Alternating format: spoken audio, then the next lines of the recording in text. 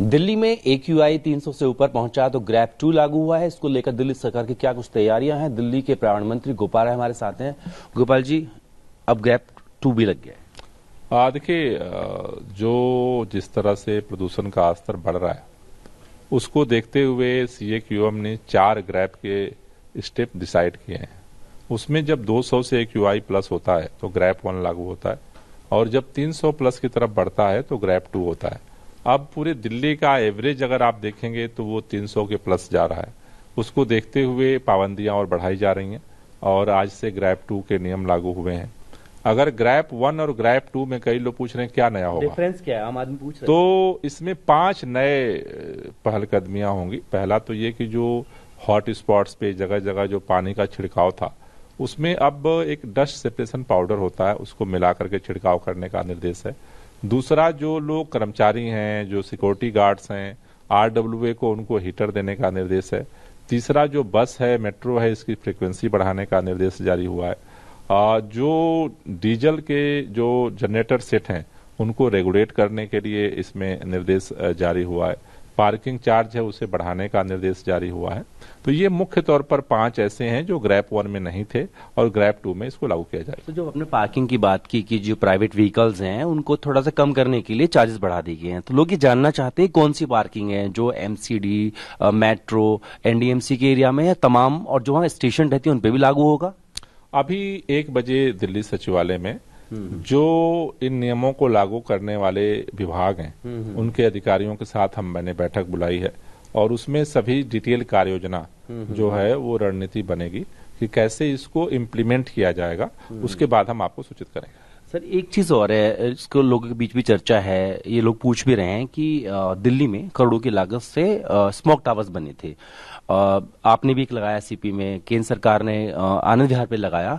वो अभी फंक्शन है या नहीं है, और उनको लगाने के पीछे का उद्देश्य क्या था, कोई स्टडी की गई थी, क्या था? देखिए, सुप्रीम कोर्ट में कुछ लोगों ने एप्लीकेशन लगाई थी, और सुप्रीम कोर्ट ने आदेश दिया था भारतीय जनता पार्टी की केंद्र सरकार को और आम आदमी पार्टी की दिल्ली सरकार को कि आप दोनों लोग एक एक पायलट प्रोजेक्ट करिए कि इसका क्या इम्पैक्ट होता है, कितना ये कारगर है दिल्ली के हिसाब से। आनंद विहार में भाजपा की सरकार ने लगाया और कनाट प्लेस में आम आदमी पार्टी की सरकार ने लगाया। 2 साल का उनका पायलट का जो है वो टाइम था, वो 2 साल पूरा हो चुका है। अब उसकी रिपोर्ट जो है वो सुप्रीम कोर्ट के सामने रखी जाएगी, और उसके आधार पर जो सुप्रीम कोर्ट का आगे का डायरेक्शंस होंगे उसके अनुसार फिर आगे पहलकदमी होगी। सर, क्या फाइंडिंग्स निकली, क्या वाकई में कारगर है ये स्मोक टावर्स या नहीं? सर देखिए, जो साइंटिस्ट हैं उनकी पूरी रिपोर्ट है, और उसमें अलग अलग लेयर है कि इतने दूर में उनका इतना इम्पैक्ट है, इतने दूरी में इतना इम्पैक्ट है। तो सारा जो साइंटिस्ट ने रिपोर्ट दी है वो हम कोर्ट के समक्ष रखा। मास लेवल पे लगा कि कोई फर्क है इसका, या एक सीमित दायरे? क्योंकि वो तो एक स्टेशन उसका जो है इम्पैक्ट है, तो इसीलिए इसके लिए जो रिपोर्ट है वो सुप्रीम कोर्ट के सामने रखी जा रही है कि उसके आधार पर फिर फर्दर डिसीजन हो सके। तो अभी क्योंकि पायलट प्रोजेक्ट था वो पूरा हो गया, तो अभी ये फंक्शन नहीं है? नहीं, उनका तो कार्यकाल 2 साल का जो था वो कार्यकाल पूरा हो चुका है, अभी नहीं चल रहा है। अब जो है वो नए जो है डायरेक्शंस के आधार पे ही आगे का निर्णय होगा। ठीक है सर। एक चीज और है, दिल्ली के अंदर जो महिला आयोग है उसके 47 जो संविदा कर्मचारी थे उनको हटा दिया गया है। आज वो लोग सड़कों पर हैं, रो रहे हैं, पूछ रहे हैं कि हम दिवाली कैसे मनाएंगे। इसको लेकर के आप लोग की आगे रणनीति क्या रहेगी?